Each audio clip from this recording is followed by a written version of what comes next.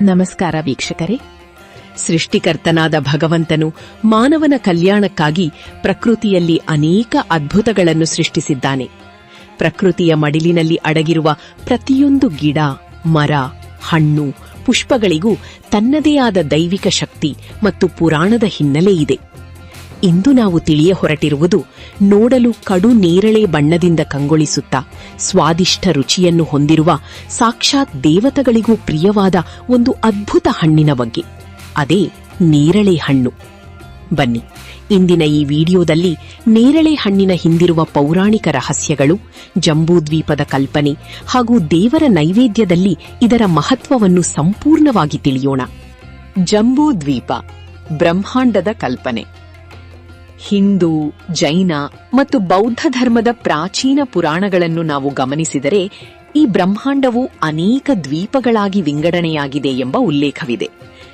ನಾವು ಮತ್ತು ನೀವು ವಾಸಿಸುತ್ತಿರುವ ಈ ಮನುಷ್ಯ ಲೋಕವನ್ನು, ಅಂದರೆ ಭೂಮಂಡಲವನ್ನು, ಪುರಾಣಗಳಲ್ಲಿ ಜಂಬೂದ್ವೀಪ ಎಂದು ಕರೆಯಲಾಗಿದೆ. ಜಂಬೂ ಎಂದರೆ ಸಂಸ್ಕೃತದಲ್ಲಿ ನೇರಳೆ ಹಣ್ಣು. ಈ ದ್ವೀಪದ ಮಧ್ಯಭಾಗದಲ್ಲಿ ಒಂದು ಬೃಹತ್ತಾಕಾರದ ದೈವಿಕವಾದ ನೇರಳೆ ಮರವಿತ್ತು ಎಂದು ನಮ್ಮ ಪುರಾಣಗಳು ಸಾರುತ್ತವೆ. ಈ ದೈವಿಕ ಮರದ ಹಣ್ಣುಗಳು ಆನೆಗಳಷ್ಟು ದೊಡ್ಡದಾಗಿದ್ದವಂತೆ. ಆ ಹಣ್ಣುಗಳು ಪಕ್ವವಾಗಿ ಕೆಳಗೆ ಬಿದ್ದಾಗ ಅದರಿಂದ ಹೊರಹೊಮ್ಮಿದ ರಸವು ನದಿಗಳಾಗಿ ಹರಿಯಿತೆಂದು, ಆ ನದಿಯ ನೀರನ್ನು ಸೇವಿಸಿದವರಿಗೆ ಯಾವುದೇ ರೋಗ ರುಜಿನಗಳು, ಮುಪ್ಪು ಅಥವಾ ಆಯಾಸ ಇರುತ್ತಿರಲಿಲ್ಲವೆಂದು ಸ್ಕಂದ ಪುರಾಣದಂತಹ ಅನೇಕ ಗ್ರಂಥಗಳಲ್ಲಿ ಉಲ್ಲೇಖಿಸಲಾಗಿದೆ. ನಮ್ಮ ಸಂಕಲ್ಪ ಮಂತ್ರಗಳಲ್ಲಿ, ಪೂಜೆಯ ಆರಂಭದಲ್ಲಿ ನಾವು ಇಂದಿಗೂ ಜಂಬೂದ್ವೀಪೆ, ಭರತಖಂಡಿ, ಭರತವರ್ಷಿ ಎಂದು ಪಠಿಸುತ್ತೇವೆ. ಇದು ನೇರಳೆ ವೃಕ್ಷಕ್ಕೂ ನಮ್ಮ ಅಸ್ತಿತ್ವಕ್ಕೂ ಇರುವ ದೈವಿಕ ಸಂಬಂಧವನ್ನು ಎತ್ತಿ ತೋರಿಸುತ್ತದೆ. ತ್ರೇತಾಯುಗ ಮತ್ತು ಶ್ರೀರಾಮನ ವನವಾಸ. ನೇರಳೆ ಹಣ್ಣನ್ನು ದೇವತೆಗಳ ಹಣ್ಣು, ಫ್ರೂಟ್ ಆಫ್ ದ ಗಾಡ್ಸ್ ಎಂದು ಕರೆಯಲು ಮತ್ತೊಂದು ಪ್ರಮುಖ ಕಾರಣ ತ್ರೇತಾಯುಗದ ರಾಮಾಯಣ. ಮರ್ಯಾದಾ ಪುರುಷೋತ್ತಮ ಶ್ರೀರಾಮಚಂದ್ರನು ತಂದೆಯ ಮಾತಿನ ಪಾಲನೆಗಾಗಿ 14 ವರ್ಷಗಳ ಕಾಲ ವನವಾಸಕ್ಕೆ ತೆರಳುತ್ತಾನೆ. ರಾಮ, ಸೀತೆ ಮತ್ತು ಲಕ್ಷ್ಮಣರು ದಂಡಕಾರಣ್ಯದಂತಹ ಘೋರವಾದ ಕಾಡಿನಲ್ಲಿ ಸಂಚರಿಸುವಾಗ ಅನೇಕ ದಿನಗಳ ಕಾಲ ಅವರ ಹಸಿವನ್ನು ನೀಗಿಸಿ ಅವರಿಗೆ ಶಕ್ತಿಯನ್ನು ನೀಡಿದ್ದು ಇದೀ ನೇರಳೆ ಹಣ್ಣುಗಳು. ವನವಾಸದಂತಹ ಕಠಿಣ ಪರಿಸ್ಥಿತಿಯಲ್ಲಿ ಭಗವಂತನಿಗೆ ಆಸರೆಯಾದ ಈ ಹಣ್ಣು ತ್ಯಾಗ, ಸಹನೆ ಮತ್ತು ದೈವಿಕ ರಕ್ಷಣೆಯ ಸಂಕೇತವಾಗಿದೆ. ಕಷ್ಟಕಾಲದಲ್ಲಿ ಪ್ರಕೃತಿ ಮಾತೆ ಹೇಗೆ ನಮ್ಮನ್ನು ಕಾಪಾಡುತ್ತಾಳೆ ಎಂಬುದಕ್ಕೆ ಇದೊಂದು ದೊಡ್ಡ ಉದಾಹರಣೆ. ಆದ್ದರಿಂದಲೇ ಭಗವಾನ್ ಶ್ರೀರಾಮನಿಗೆ ಈ ಹಣ್ಣು ಅತ್ಯಂತ ಪ್ರಿಯವಾದದ್ದು ಎಂದು ನಂಬಲಾಗಿದೆ. ದ್ವಾಪರ ಯುಗ ಮತ್ತು ಶ್ರೀಕೃಷ್ಣನ ನಂಟು. ಇನ್ನು ದ್ವಾಪರ ಯುಗಕ್ಕೆ ಬಂದರೆ ಲೀಲಾಜಾಲನಾದ ಭಗವಾನ್ ಶ್ರೀಕೃಷ್ಣನ ವರ್ಣನೆಗೂ ನೇರಳೆ ಹಣ್ಣಿಗೂ ಬಹಳ ಹತ್ತಿರದ ನಂಟಿದೆ. ನಮ್ಮ ಅನೇಕ ಭಕ್ತ ಕವಿಗಳು ಮತ್ತು ದಾಸರು ಶ್ರೀಕೃಷ್ಣನ ಮೈಬಣ್ಣವನ್ನು ವರ್ಣಿಸುವಾಗ ಅವನನ್ನು ಕಡು ನೀಲಿ ಅಥವಾ ಶ್ಯಾಮವರ್ಣದವನು ಎಂದು ಕರೆಯುತ್ತಾರೆ. ಕೃಷ್ಣನ ಆ ಸುಂದರವಾದ ಶ್ಯಾಮವರ್ಣವು ಪಕ್ವವಾದ ನೇರಳೆ ಹಣ್ಣಿನ ಹೊಳೆಯುವ ಬಣ್ಣಕ್ಕೆ ಹೋಲಿಕೆಯಾಗುತ್ತದೆ. ಕೃಷ್ಣ ಜನ್ಮಾಷ್ಟಮಿಯ ಪವಿತ್ರ ದಿನದಂದು ಇತರ ಹಣ್ಣುಕಾಯಿಗಳ ಜೊತೆಗೆ ನೇರಳೆ ಹಣ್ಣನ್ನು ಶ್ರೀಕೃಷ್ಣನಿಗೆ ನೈವೇದ್ಯವಾಗಿ ಸಮರ್ಪಿಸುವುದು ಅತ್ಯಂತ ಶ್ರೇಷ್ಠ ಹಾಗೂ ಮಂಗಳಕರ ಎಂದು ವಾಡಿಕೆಯಿದೆ. ಈ ಹಣ್ಣನ್ನು ಭಗವಂತನಿಗೆ ಅರ್ಪಿಸುವುದರಿಂದ ಭಕ್ತರ ಕಷ್ಟಗಳೆಲ್ಲವೂ ದೂರವಾಗಿ ಮನಸ್ಸಿಗೆ ಶಾಂತಿ ಲಭಿಸುತ್ತದೆ ಎಂಬುದು ಅಪಾರ ನಂಬಿಕೆ. ಪುರಿ ಜಗನ್ನಾಥ ಸ್ವಾಮಿ ಮತ್ತು ನೇರಳೆ ಹಣ್ಣಿನ ನೈವೇದ್ಯ. ಕೇವಲ ಶ್ರೀಕೃಷ್ಣನಿಗೆ ಮಾತ್ರವಲ್ಲ, ಕಲಿಯುಗದ ಪ್ರತ್ಯಕ್ಷ ದೈವವೆಂದೇ ಕರೆಯಲ್ಪಡುವ ಒಡಿಶಾದ ಪುರಿ ಜಗನ್ನಾಥ ಸ್ವಾಮಿಗೂ ನೇರಳೆ ಹಣ್ಣೆಂದರೆ ಪಂಚಪ್ರಾಣ. ಪುರಿ ಜಗನ್ನಾಥ ದೇವಾಲಯದಲ್ಲಿ ನಡೆಯುವ ಪ್ರಸಿದ್ಧ ಸ್ನಾನ ಪೂರ್ಣಿಮೆ ಮತ್ತು ರಥಯಾತ್ರೆಯ ಬಗ್ಗೆ ನೀವೆಲ್ಲರೂ ಕೇಳಿರಬಹುದು.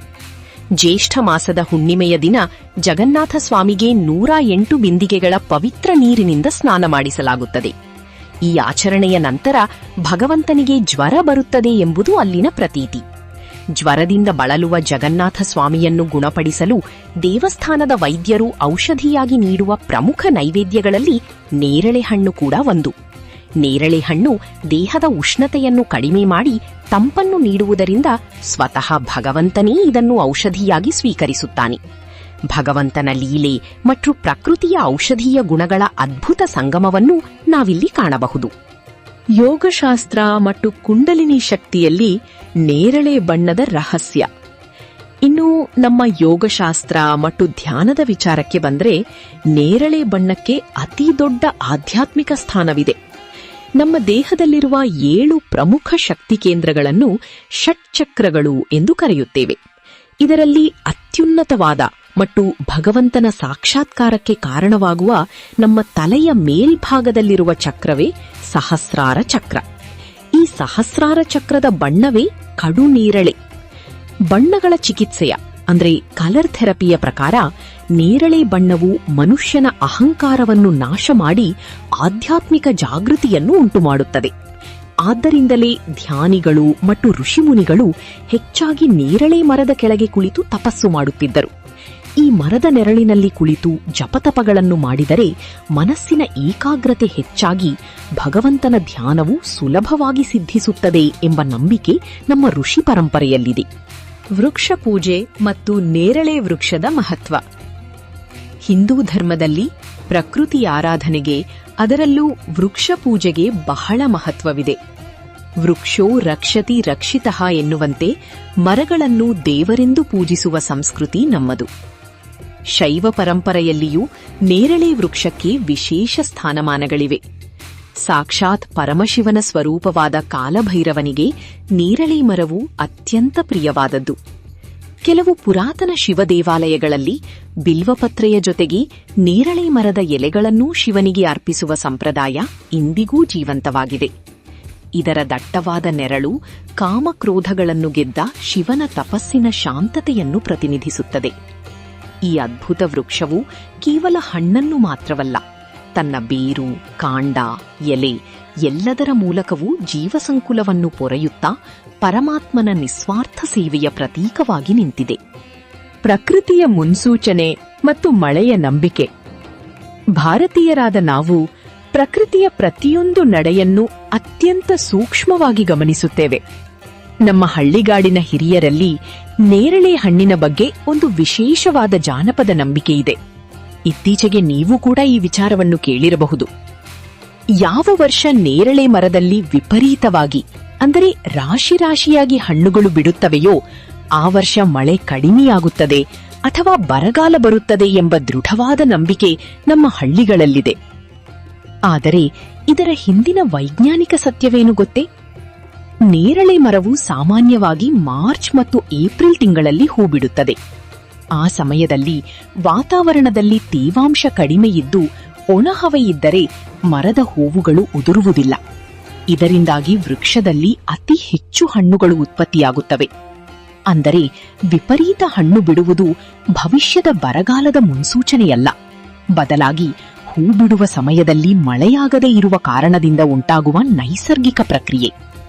ಕಾರಣ ಏನೇ ಇರಲಿ, ಇಂದಿನಂತಹ ಹವಾಮಾನ ಇಲಾಖೆಗಳಿಲ್ಲದ ಆ ಪ್ರಾಚೀನ ಕಾಲದಲ್ಲಿ ಕೇವಲ ಒಂದು ಮರದ ಹಣ್ಣಿನ ಇಳುವರಿಯನ್ನು ನೋಡಿ ಪ್ರಕೃತಿಯ ಆಗುಹೋಗುಗಳನ್ನು, ಮಳೆಯ ಪ್ರಮಾಣವನ್ನು ಅಂದಾಜಿಸುತ್ತಿದ್ದ ನಮ್ಮ ಹಿರಿಯರ ಜ್ಞಾನ ಮತ್ತು ಪ್ರಕೃತಿಯೊಂದಿಗಿನ ಅವರ ನಂಟು ನಿಜಕ್ಕೂ ಅದ್ಭುತವಾದದ್ದಲ್ವೇ? ಆಯುರ್ವೇದದಲ್ಲಿನ ಮಹತ್ವ.